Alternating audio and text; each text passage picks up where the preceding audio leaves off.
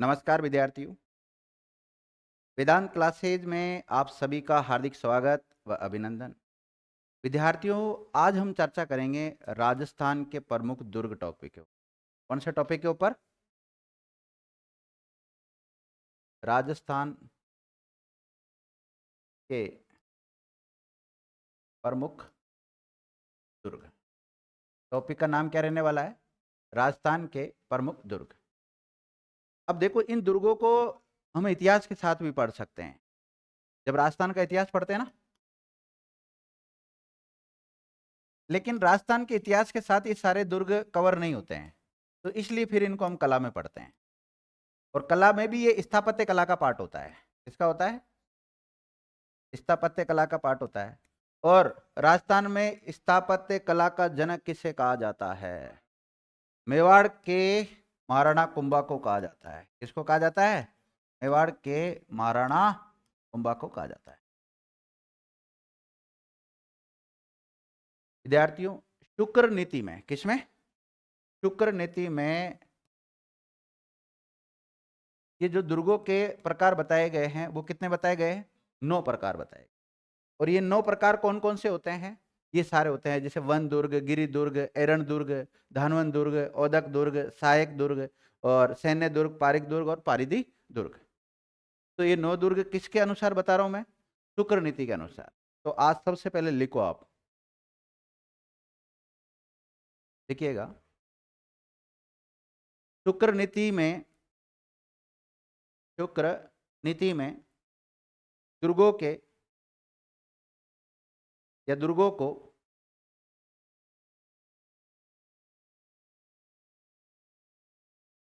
नौ भागों में विभाजित किया गया है। कितने भागों में वर्गीकृत किया है इसको? 9 भागों में वर्गीकृत किया गया है।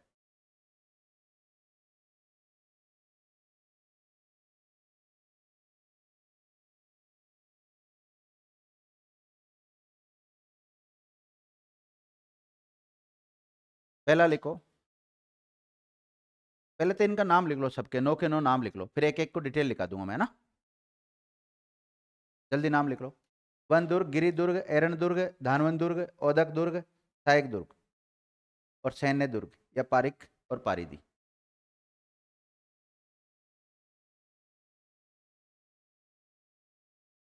पारिदी दुर्ग।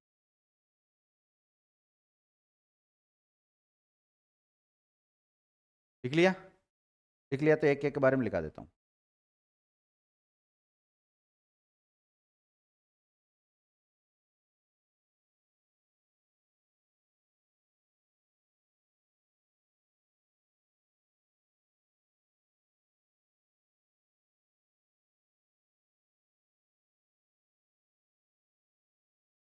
लिख लिया? अब हेडिंग डालो, वन दुर्ग। एक एक को पढ़ लेते हैं। वन दुर्ग। तो देखो, ऐसा दुर्ग जो चारों ओर से वनों से ढका हुआ हो। किससे? ये जिसके चारों तरफ क्या हो? वन हो, उसे क्या कहते हैं? वन दुर्ग कहते हैं। देखो, ऐसा दुर्ग जो चारों ओर से वनों से ढका हुआ हो। ढका से मतलब घिरा हुआ हो ना। ढका ब्रैकेट में घिरा हुआ हो, उसे वन दुर्ग कहते हैं। उसे वन दुर्ग कहते हैं। और इसका एक उदाहरण मिलता है,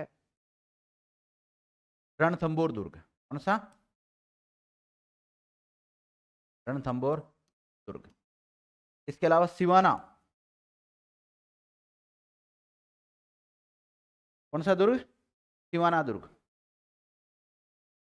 सिवाना दुर्ग। ठीक है, अगला लिखो। अगला कौन सा आ रहा है? गिरि दुर्ग। अब देखो, कोई ऐसा दुर्ग देखा होगा आपने जो किसी एकांत पहाड़ी पर बना रहता है, पर्वत पर बना रहता है, उसको क्या बोलते हैं? गिरि दुर्ग बोलते हैं। तो लिखिएगा, ऐसा दुर्ग जो किसी एकांत पहाड़ी या पर्वत पर बना हुआ हो, उसे गिरिदुर्ग कहते हैं, से गिरिदुर्ग कहते हैं। जैसे कुंभलगढ़ का दुर्ग, कौन सा? कुंभलगढ़ अच्छा उदाहरण है इसका, कुंभलगढ़। और तारागढ़, अजमेर, तारागढ़ का दुर्ग, मांडलगढ़ दुर्ग, जयगढ़ का दुर्ग, जयगढ़ है ना जयपुर, नाहरगढ़ दुर्ग, अचलगढ़ दुर्ग, अचलगढ़, अचलगढ़ कहाँ है? सिरोही में, आगे हम पढ़ेंगे, टेंशन मत लो, अभी सारे दुर्ग को पढ़ने वाले हैं। और मेहरानगढ़ का दुर्ग, ये सब गिरी दुर्ग के उदाहरण हैं। देख लिया, नोट डालो। ऐसे दुर्गों में जल संचय करने का अच्छा प्रबंधन होता है, पहाड़ी इलाका है, हैं? जल संचय करने का अच्छा प्रबंध होता है।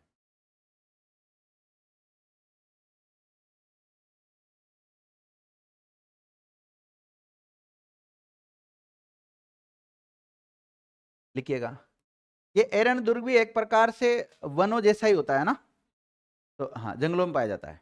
लिखिएगा एरन दुर्ग, एरन दुर्ग।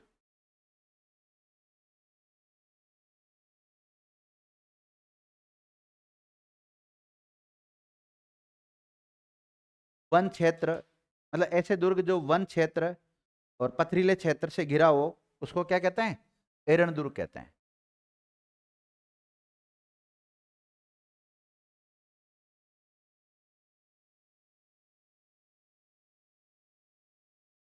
और इसमें एक रणथंभौर भी आ जाता है इसमें। अब आप कहोगे सर रणथंभौर तो आपने वन दुर्ग में रखा, हाँ वन में भी रखते हैं उसको और इसमें भी जाएगा। रणथंभौर का लेना इसका उदाहरण, इसका उदाहरण चित्तौड़गढ़ दुर्ग भी जाएगा। कौन सा जाएगा? चित्तौड़गढ़ दुर्ग भी इसका उदाहरण चल जाएगा।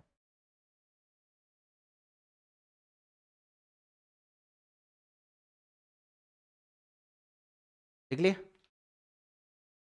इस शुक्र नीति के अनुसार जो 9 दुर्ग होते हैं ना, इनके बारे में पढ़ रहे हैं हम। एक होता है धानवन दुर्ग। कौन सा दुर्ग? धानवन दुर्ग, धानवन दुर्ग।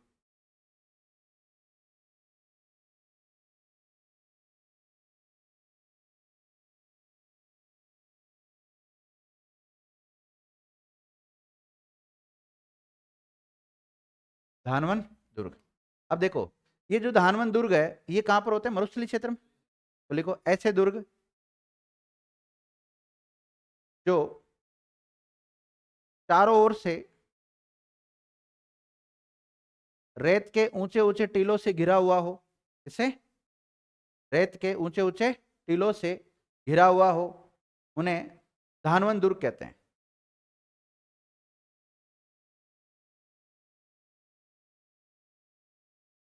देखो, धानवन दुर्ग को ही मरुस्थल दुर्ग भी कहते हैं। क्या कहते हैं? नोट, धानवन दुर्ग को ही मरुस्थल दुर्ग भी कहते हैं। धानवन दुर्ग को ही मरुस्थल दुर्ग भी कहते हैं।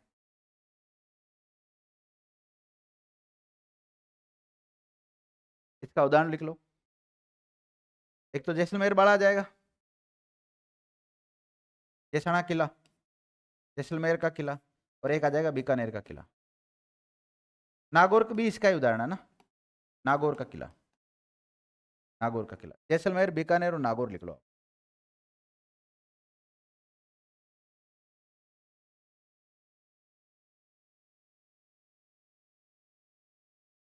लिख लिया? तो ये हो गया धानवन। लिखो औदक, औदक का मतलब होता है पानी, जल दुर्ग। देखो औदक दुर्ग, कितने हो गए अपने? 1 2 3 4 हो गए, पांचवा है या ना?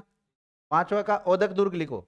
और औदक दुर्ग के ब्रैकेट में आप लिख सकते हैं जल दुर्ग। ऐसे दुर्ग होते हैं जो चारों तरफ, जिस दुर्ग के चारों तरफ पानी होता है उसको क्या बोलते हैं? जल दुर्ग कहते हैं। लिखिएगा, यह दुर्ग,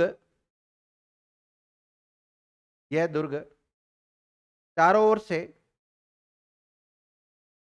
जल राशि से घिरा हुआ होता है या पानी से घिरा हुआ होता है।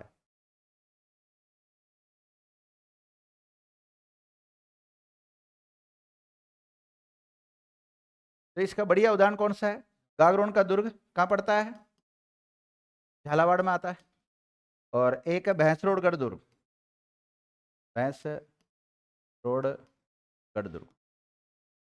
और भैंसरोडगढ़ कहाँ है? चित्तौड़ में। ये इसके उदाहरण बढ़िया। लिख लिया? अब कौन सा लिखा आपने? सहाय दुर्ग।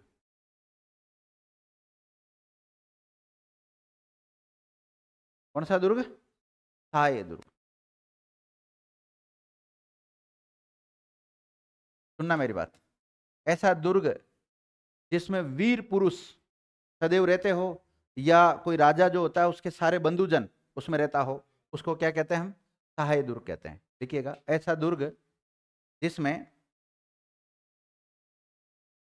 वीर पुरुष तथा सदा साथ देने वाले बंधुजन, सदा साथ देने वाले बंधुजन रहते हो, उसे सहाय दुर्ग कहते हैं। उसे क्या कहते हैं? सहाय दुर्ग कहते हैं।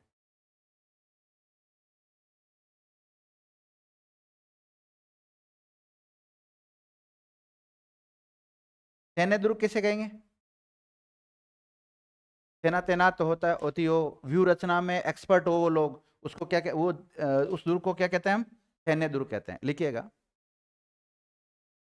ऐसा दुर्ग जिसमें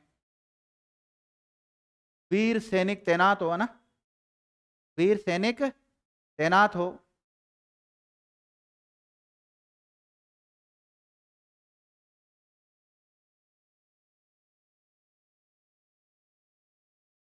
वीर सैनिक तैनात हो, जो कि व्यू रचना में चतुर हो, व्यू रचना में चतुर हो, अभेद्य हो। ऐसा दुर्ग जो अभेद्य हो, व्यू रचना में चतुर हो, अभेद्य। कैसा? अभेद्य। अभेद्य दुर्ग होता। जितने भी दुर्ग पढ़ा रहा हूं मैं आपको, उनमें सर्वश्रेष्ठ दुर्ग किसको माना गया है? सैन्य दुर्ग को माना गया। नोट, इस दुर्ग को सभी दुर्गों में सर्वश्रेष्ठ माना गया है। कैसा माना गया? सर्वश्रेष्ठ माना गया है। सर्वश्रेष्ठ माना गया है।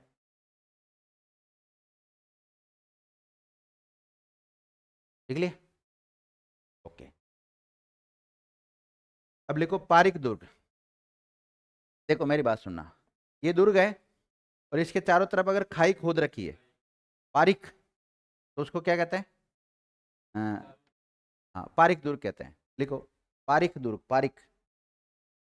आप तो केवल ये शब्दावली याद कर लोगे ना, मतलब ये जो 9 नाम याद कर लोगे उससे हो जाएगा ठीक आपका काम। पारिक दुर्ग। हाँ, हाँ, पारिक दुर्ग लिख लिया? लिखो, ऐसे दुर्ग जिनके चारों ओर बहुत बड़ी खाई होती हो, चारों ओर बहुत बड़ी खाई होती हो,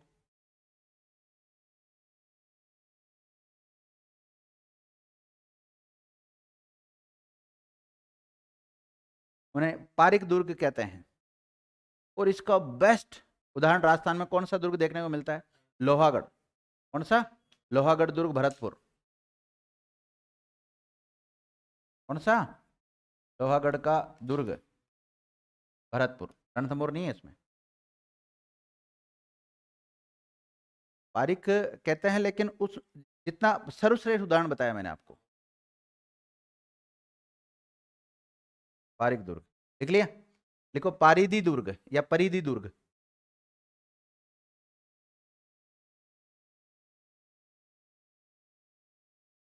कौन सा? पारिधि दुर्ग या परिधि दुर्ग। अब देखो मेरी बात सुनना, माना कि ये दुर्ग है, ये तो दुर्ग है, और इसके चारों तरफ जो बड़ी बड़ी दीवार कर देते हैं उसको क्या बोलते हैं? पारिधि दुर्ग। अब वो जो दीवार है ईंटों की हो सकती है, पत्थरों की हो सकती है, किसी की भी हो सकती है, लेकिन उसको बोलते हैं पारिधि दुर्ग। और ऐसी चारों तरफ दीवार अगर आप देखते हैं चित्तौड़गढ़ फोर्ट को, तो उसके चारों तरफ क्या कर रखी? दीवार कर रखी। कुंभलगढ़ को देखते हैं तो कुंभलगढ़ को भी चारों तरफ कर रखी है उसकी दीवार। उसको तो भारत की महान दीवार भी कहा जाता है। 4 घोड़े एक साथ चल सकते हैं उस पर, इतनी चौड़ी दीवार खींची उन्होंने तो। लिखिएगा, लिखो, ऐसा दुर्ग जिसके चारों ओर,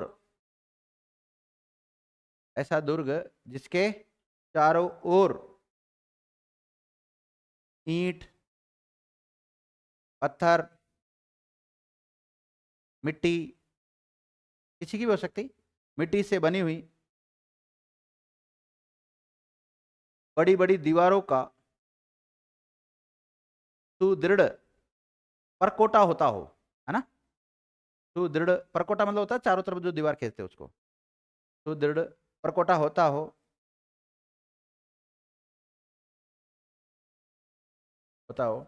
उन्हें, या उसे पारिधि दुर्ग कहते हैं। ठीक है, कहते हैं पारिधि दुर्ग कहते हैं।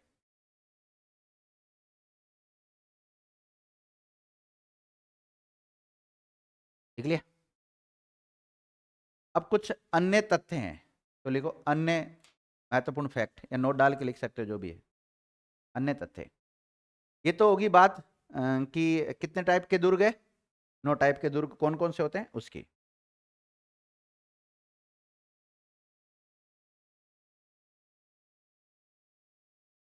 एक शब्दावली आती पासिब, क्या आती? सीताराम बताएगा, पासिब क्या है बताओ?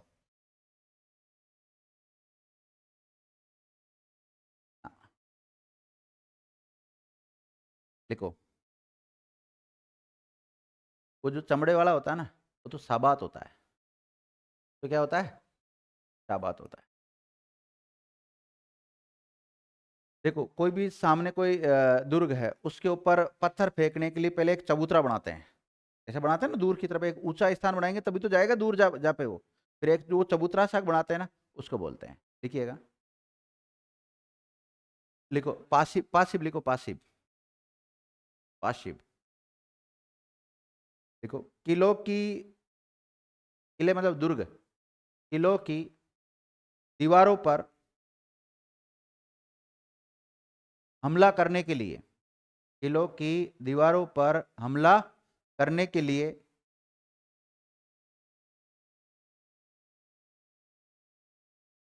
जो ऊंचा चबूतरा बनाया जाता है, जो ऊंचा चबूतरा बनाया जाता है, उसे पाशिब कहते हैं। उसे क्या कहते हैं? पाशिब कहते हैं।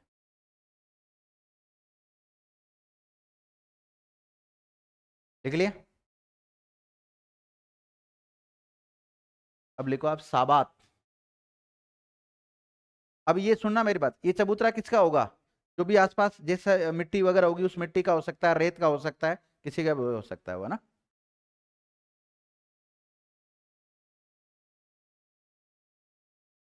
लिख लिया साबात? देखो, देखो किले में जाने के लिए एक वो चमड़े का वो रास्ता बनाते हैं। वो ऐसा मोटा चमड़ा होता है, अगर उस पर तीर वगैरह नहीं लगती, मतलब कहने का मतलब उससे सैनिक आराम से घुस जाते हैं, तो उसको बोलते हैं साबात। लिखिएगा, चमड़े से ढका हुआ, चमड़े से ढका हुआ मोटा रास्ता, ऐसा मोटा होता है ना चमड़ा, उसे साबात कहते हैं। क्या कहते हैं? साबात कहते हैं।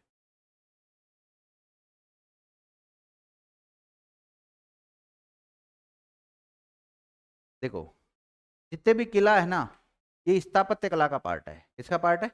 स्थापत्य कला का उदाहरण होता है। तो लिखिए, किला स्थापत्य कला के अंतर्गत आते हैं। किले किसके अंतर्गत आते? हाँ, अन्य फैक्ट में तो लिखा रहा हूं मैं। अरे मैं डायरेक्ट दुर्ग पे नहीं आना चाह रहा हूँ, डायरेक्ट रणथंभौर चित्तौड़गढ़ नहीं लिखाना चाह रहा हूँ। मैं कुछ दुर्गों से रिलेटेड कुछ बातें हैं वो लिखा देता हूँ पहले आपको, क्योंकि कई बार इन बातों से सवाल आ जाते हैं। हालांकि जैसे माना कि हम सबसे पहले चित्तौड़गढ़ पढ़ेंगे तो चित्तौड़गढ़ के विशेषताएं तो हम पढ़ेंगे भाई, उसमें कौन कौन से स्थल है, उनकी क्या विशेषता है, वो वहां से तो सवाल बनते ही बनते हैं। लेकिन कई बार इनसे बन जाते हैं सवाल। कौन सी कला का पार्ट है ये? वापिस बोलना, जमा नहीं सेंटेंस। किला स्थापत्य कला के अंतर्गत आते हैं।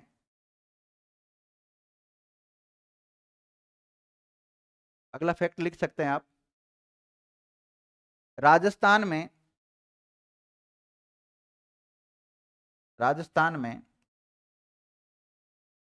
स्थापत्य कला का जनक मेवाड़ के महाराणा कुंभा को कहा जाता है।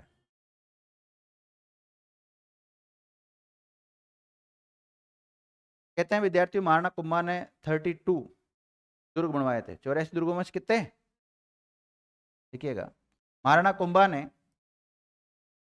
32 दुर्गों का निर्माण कराया था। कितने दुर्गों का? 32। 84 दुर्ग गिरी है ना, उनमें से 32 दुर्गों का निर्माण किसने कराया था? महाराणा कुंभा ने करवाया था। देखिएगा,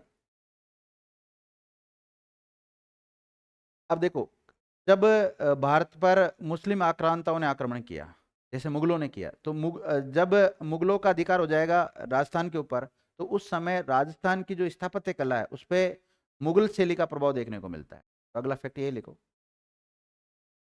मुगल काल में, और मुगल काल कब से शुरू होता है? 1526 से। और वैसे राजस्थान में तो पहला युद्ध कौन सा हुआ था? 1527 में हुआ था। 1527 में हुआ था ना, सांगवा का युद्ध, सॉरी कानवा का युद्ध।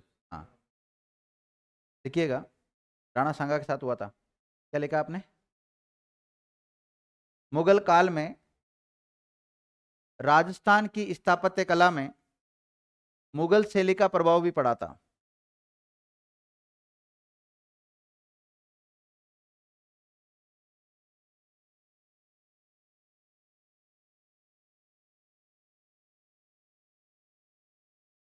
इसका प्रभाव पड़ा था, मुगल शैली का प्रभाव भी पड़ा था।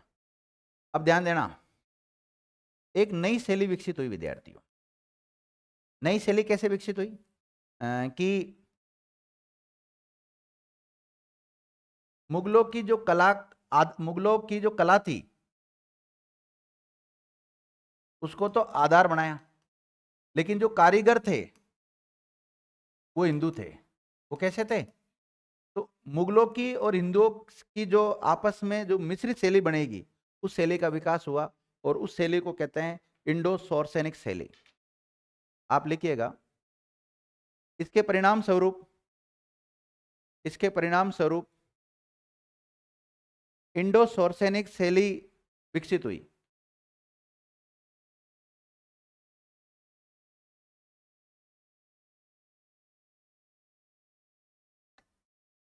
इंडो सौरसेनिक शैली विकसित हुई। कौन सी? इंडो सौरसेनिक शैली विकसित हुई। देखिएगा, एक विद्वान हुए विद्यार्थियों जिसका नाम है फर्ग्यूसन। क्या नाम है? देखिए, फर्ग्यूसन ने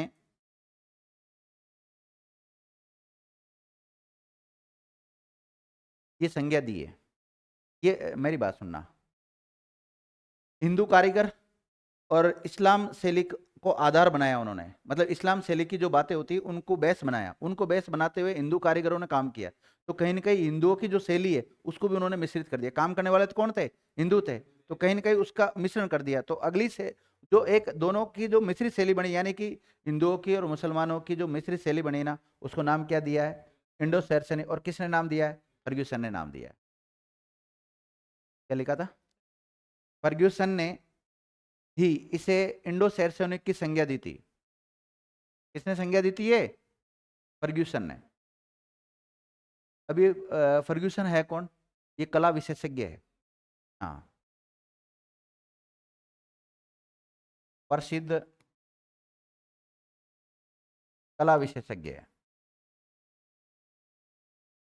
क्या है ये? प्रसिद्ध कला विशेषज्ञ।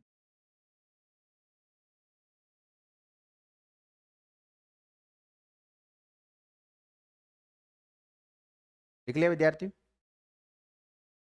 अब आ जाते हैं हम किस पर?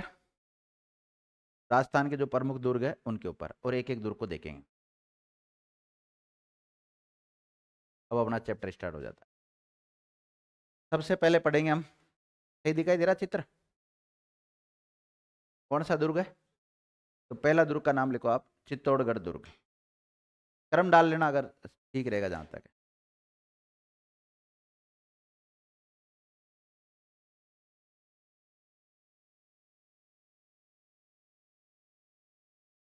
कौन सा दुर्ग है?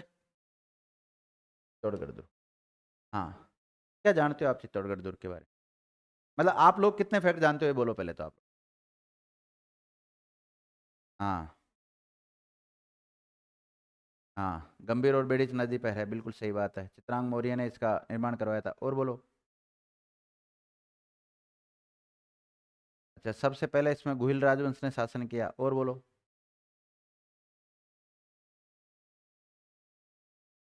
चेतर सिंह ने बनाया। अच्छा, और बोलो। तीन साके हुए, कब कब हुए? पहला कब हुआ था? पहला कब हुआ था? 1303 में तो हुआ, रतन सिंह के समय पहला साका 1303 में हुआ था। दूसरा 34-35 में हुआ, और तीसरा 67-68 में हुआ था। और बोलो। हम्म हम्म हम्म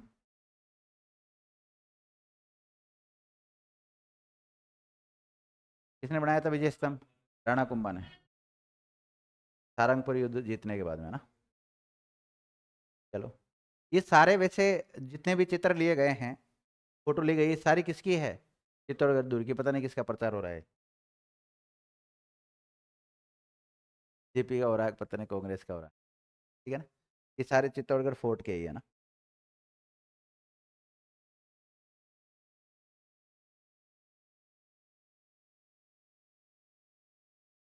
चलो, लिखिएगा आप।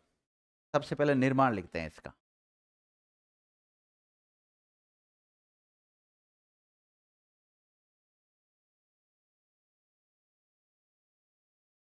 देखो, इस दुर्ग का निर्माण 7वीं शताब्दी में चित्रांगद मौर्य ने किया था। किसने किया था? चित्रांगद मौर्य ने किया था।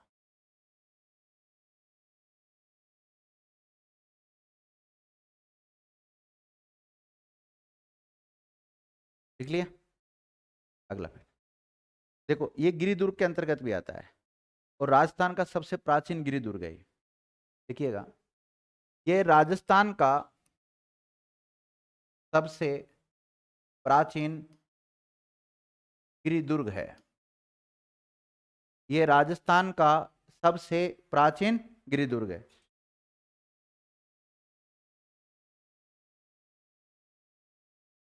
लिख लिया?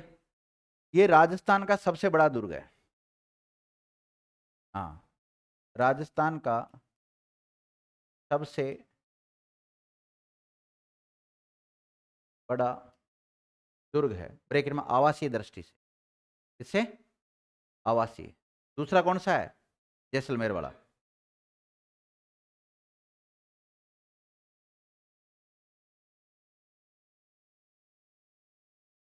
हाँ, ये कौन से पठार पर स्थित है? देखिएगा, ये मैसा के पठार पर स्थित है।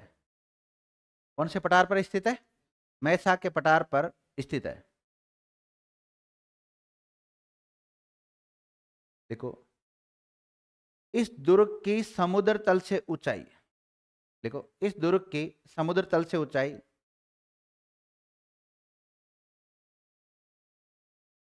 1850 फीट। कितनी फिट है? कौन सी पहाड़ी पर बना रखा है इसको? चित्तौड़गढ़ का दुर्ग, ये तो पठार है। पठार के ऊपर पहाड़ी भी तो होती है, थोड़ी ऊपर हाइट में होती है, उसको पहाड़ी बोल देते हैं। देखिएगा, यह है दुर्ग चित्रकूट नामक पहाड़ी पर बना हुआ है।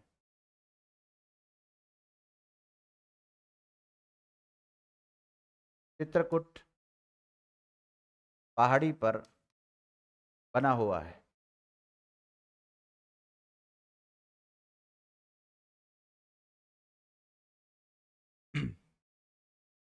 देख लिया।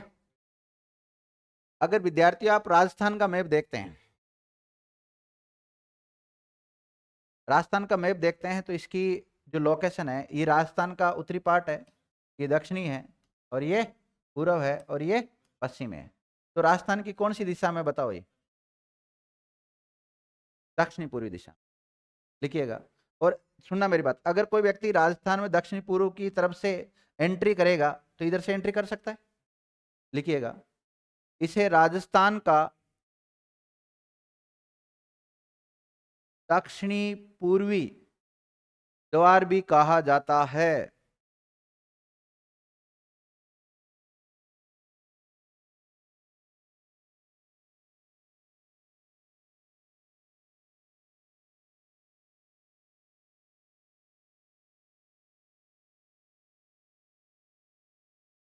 क्या कहा जाता है?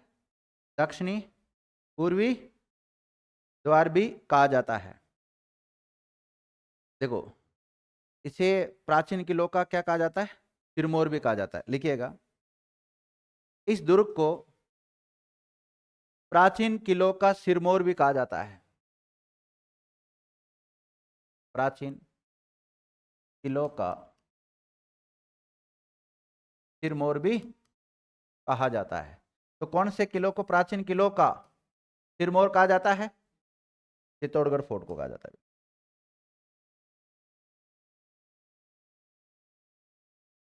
कौन सी दो नदियों के संगम पर स्थित है? गंभीरी और बेड़च। लिखिएगा, यह दुर्ग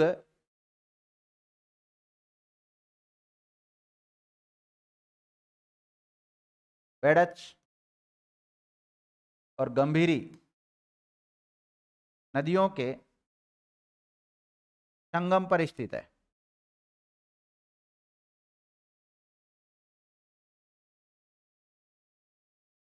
देखो, इसी दुर्ग में रानी पद्मिनी का महल भी है। किसका है? रानी पद्मिनी का महल भी है। रानी पद्मिनी का महल भी है, जो कि एक मुख्य आकर्षक केंद्र है। जब भी घूमने जाते हो ना लोग, पर्यटक जाते हैं वहां पे, तो आकर्षित करने वाला महल है एक प्रकार। गए हो आप चित्तौड़गढ़? कोई नहीं गए हो कभी घूमने? घुमा करो। हैं? दूर से देखा है कि वो रहा किला। मैं तो गया हूँ विद्यार्थी इसमें, लेकिन काफी टाइम पहले गए थे, 2008 में गए थे।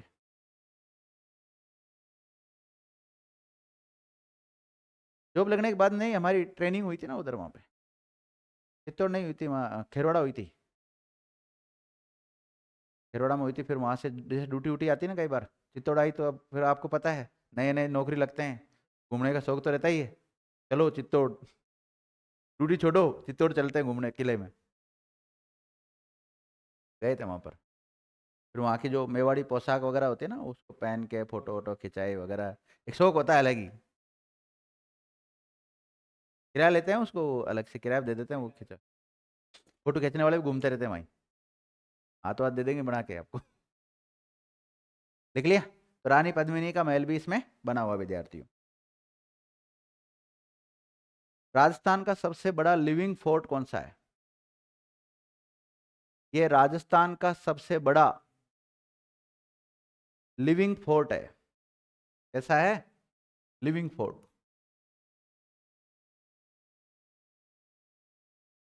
लिविंग फोर्ट है।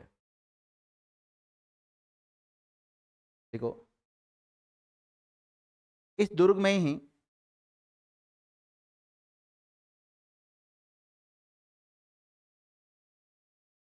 कई मंदिर बने हुए हैं, इस दुर्ग में कई मंदिर बने हुए हैं, इसमें से प्रमुख निम्नलिखित है। या प्रमुख मंदिर लिख सकते हो आप इस दुर्ग के, ना।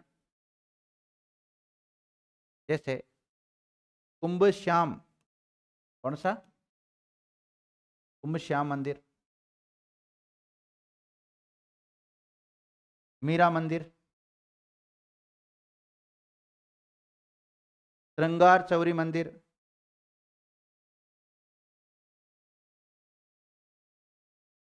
श्रृंगार चौरी मंदिर, नीलकंठ मंदिर,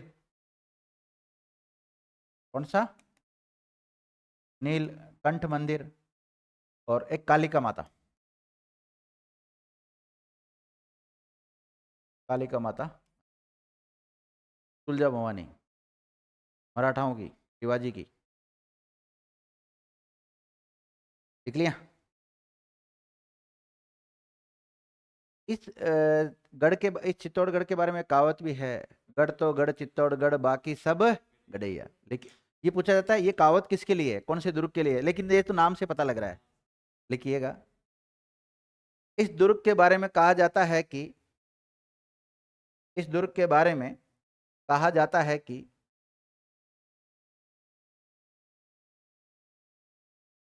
इस दुर्ग के बारे में कहा जाता है कि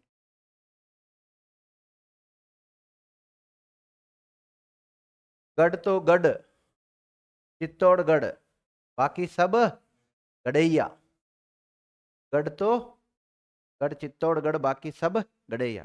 कौन से दुर्ग के बारे में कहा जाता है? चित्तौड़गढ़ के बारे में। लिख लेना, सारे फैक्ट छोड़ना मत कुछ भी।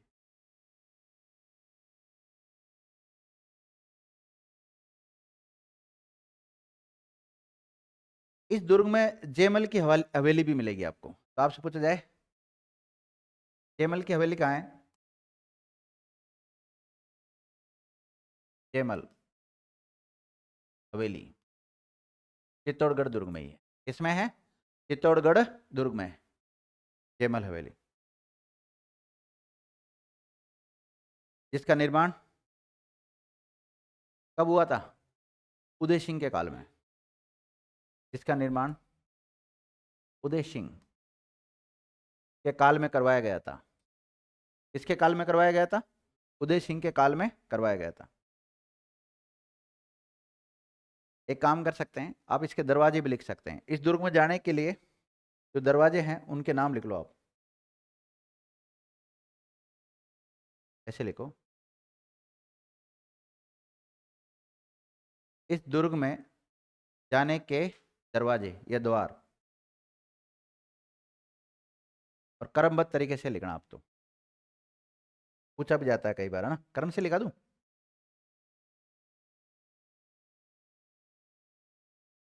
सबसे पहले लिखो पहला, सबसे पहला दरवाजा कौन सा है? पहला द्वार कौन सा है?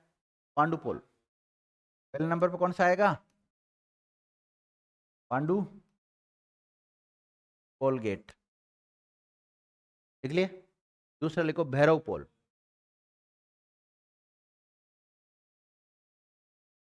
भैरव पोल। और तीसरा लिखो गणेश पोल। तीसरा कौन सा है?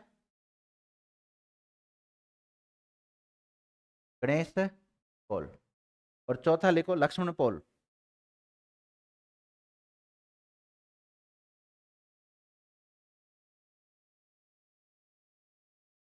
कौन सा? और पांचवा लिखो जोड़न पोल। जोड़न पोल। और छठा लिखो त्रिपोलिया। त्रिपोलिया गेट।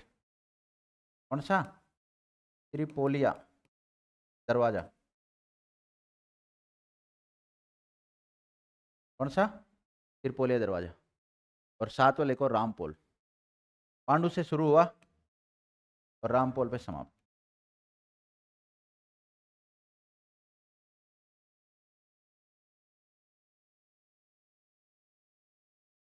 इस सात के नाम लिख लो आप।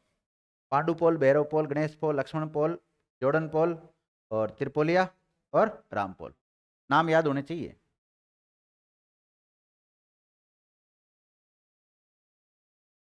देखिएगा,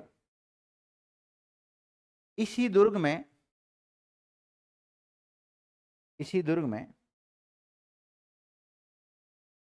नौ खंडा या 9 मंजिला, इसी दुर्ग में 9 मंजिला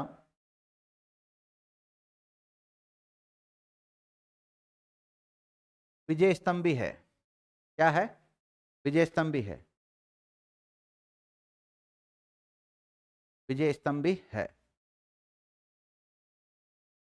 और वैसे तो जब हम स्तंभ वगैरह मीनार वगैरह पढ़ेंगे ना, वहां पे इनके बारे में पूरी डिटेल लिखेंगे। बाकी थोड़ी बहुत तो लिख ही लो यहाँ पर। कितने मंजिला है ये? 9 मंजिला है और 122 फीट ऊंचा है, ऊंचाई लिख लो।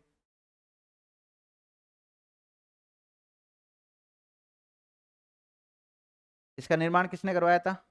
महाराणा कुंभा ने करवाया था सारंगपुर विजय के उपलक्ष्य में। और सारंगपुर का युद्ध हुआ था मालवा का जो शासक था एमके के साथ, महमूद खिलजी के साथ हुआ था। देखिएगा, इस स्तंभ का निर्माण, विजय स्तंभ का ना, विजय स्तंभ का निर्माण महाराणा कुंभा के द्वारा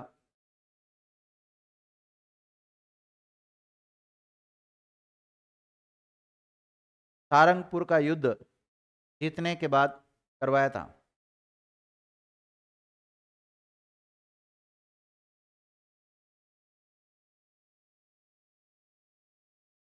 और सारंगपुर के युद्ध को रेखांकित करके लिख लेना। मालवा के शासक महमूद खिलजी को हराया था। किसको हराया था? महमूद खिलजी को, एमके को, महमूद खिलजी को हराया था।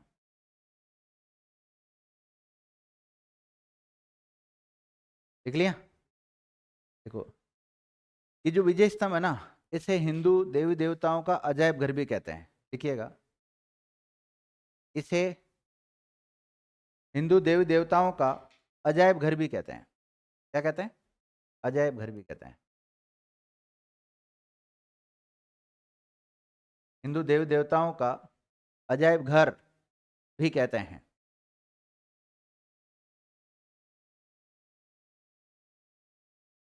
अब देखो विद्यार्थियों, ये जो इस विजय स्तंभ है, इसकी तो कितने मंजिला है? ये तो 9 मंजिला। इसमें एक 7 मंजिला कीर्ति स्तंभ भी है, ध्यान रखना।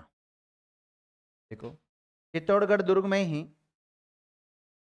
चित्तौड़गढ़ दुर्ग में ही 7 मंजिला कीर्ति स्तंभ भी है,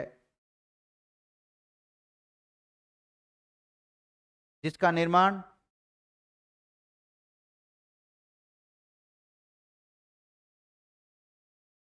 बगेरवाल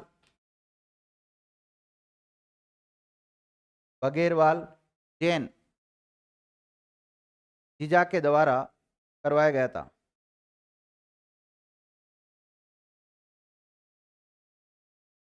देख लिया?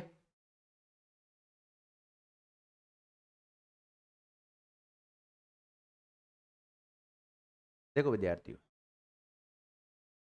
इस दुर्ग पर कई बार दुश्मनों ने आक्रमण किया और कई बार महिलाओं ने जौहर किया। जो राजा थे या उनके जो सेनापति थे, उन्होंने क्या किया है? केसरिया धारण किया। और एक प्रकार से इसमें 3 शाखा हुए अब तक। देखिएगा, चित्तौड़गढ़ में 3 शाखे हुए। कितने? 3 शाखा हुए, 3 शाखा हुए।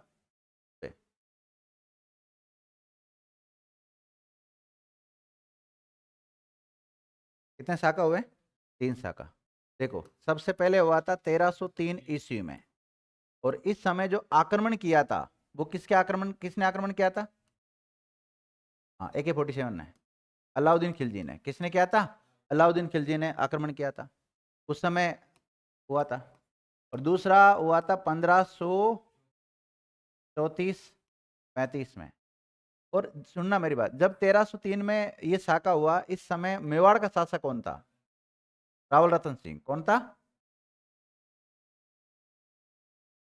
रावल रावल रतन सिंह था।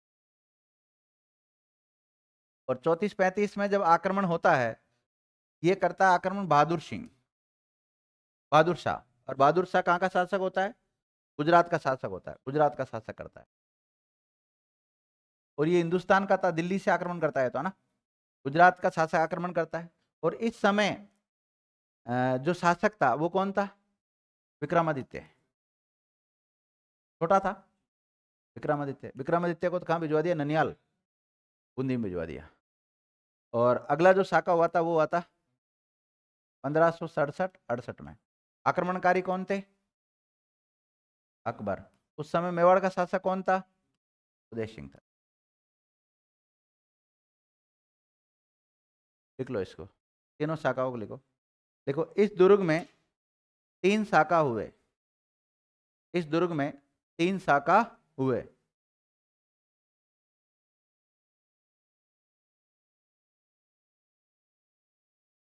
और आपको पता तीसरा शाखा के समय उदय सिंह जी तो चले गए थे वहां से, और फिर जयमल और फत्ता ने उसको पूरा मतलब एक प्रकार से पूरा संभाला था। उन्होंने केसरिया जो धारण किया उसका नेतृत्व किया था और वीर गति को प्राप्त हो गए थे। कई बार पूछा जाता है जयमल और फत्ता किसके वीर सेना नायक थे? उदय सिंह के थे। और कौन से शाखा में मारे जाते हैं वो? चित्तौड़ का जो तीसरा शाखा होता है 1567-68 में, उस समय मारे जाते थे। और अकबर इनसे बहुत ज़्यादा प्रभावित हुआ था और आगरा के किले के सामने इनकी क्या बनवाई थी उसने? मूर्तियाँ भी बनवाई थी। वो हम पढ़ेंगे जब हिस्ट्री पढ़ाते हैं, जब चर्चा करते हैं। अभी यहाँ कल्चर में इतनी ज़्यादा चर्चा नहीं करेंगे। मुख्य उद्देश्य अपना दुर्ग में है क्या क्या कलाकृतियाँ बनी हुई है उनके बारे में देखते। तो लिख लिया 3 शाखे हुए, तीनों शाखा लिख लो। पहला शाखा 1303 में अलाउद्दीन खिलजी ने किया, रावल रतन सिंह के समय। उस समय मेवाड़ का शासक कौन था? रावल रतन सिंह। इनको लिख लो, थोड़ा सा अटका लिया करो कहीं ना कहीं, उससे ठीक रहता है। दूसरा लिखो 1534-35 में किसने आक्रमण किया था? गुजरात के बहादुर शाह ने आक्रमण किया था। और इसी समय तो रानी जो कर्मावती है वो हुमायूं को राखी भेजती है ना। सेकेंड टाइम में बहादुर शाह ने आक्रमण किया था। और बहादुर शाह कौन है? गुजरात का शासक है।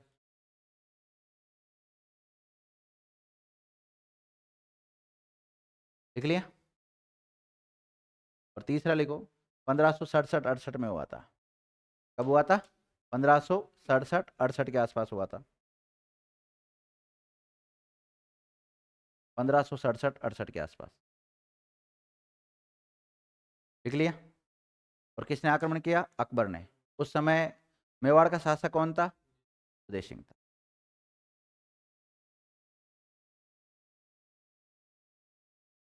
देखो इस दुर्ग पर गुहिल वंश ने भी शासन किया। किसने किया है? देखिएगा, इस दुर्ग पर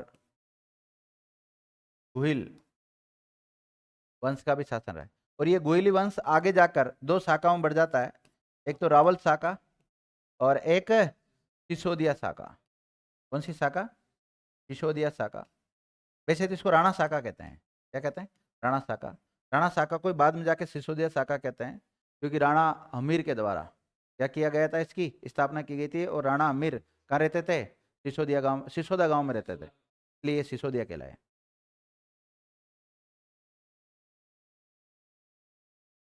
देखिएगा इस दुर्ग में खेती भी की जाती है। देखिएगा इस दुर्ग में कृषि भी की जाती है।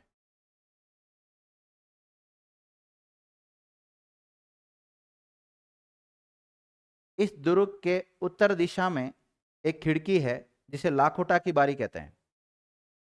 क्या कहते हैं? तो लाखोटा की बारी कौन से दुर्ग में स्थित है? चित्तौड़गढ़ दुर्ग में। और चित्तौड़गढ़ के कौन सी दिशा में? उत्तरी दिशा में।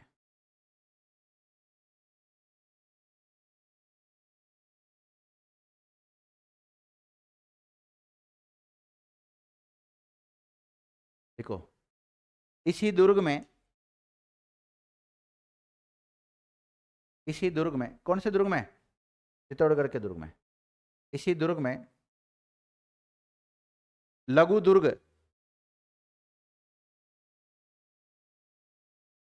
के रूप में नौ कोटा का मकान क्या बना रखा है? नौ कोटा का मकान और नवलखा भंडार बना हुआ है। नवलखा भंडार, देखो मेरी बात सुनना, आपसे पूछा जाए नौलखा दरवाजा कहाँ है और नौलखा भंडार कहाँ है, नौलखा भंडार बना हुआ है। देखो चित्तौड़गढ़ के भीतर ही 9 कोटा का मकान या फिर नौलखा भंडार बना हुआ है। इसका निर्माण किसने कराया था? एक समय एक शासक बना था दासीपुत्र, राणा बनवीर। बनवीर ने इनका निर्माण कराया था, जिनका निर्माण दासीपुत्र बनवीर ने करवाया था ना। लेकिन मेवाड़ का शासक तो बना था, दासीपुत्र मेवाड़ के शासक बनवीर ने करवाया था। आपको पता है उदय सिंह को मारना चाहता था वो, किसने बचाया था? पन्ना दहे ने। अपने बेटे का नाम उसके बेटे का नाम क्या था? चंदन।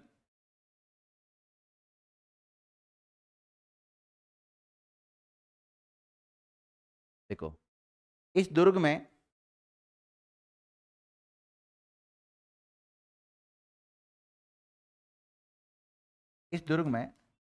जल यंत्र ब्रैकेट में अरहट भी स्थित है। पानी के लिए उसका यूज लेते हैं, पानी चढ़ाने वगैरह के यूज। अरहट भी स्थित है।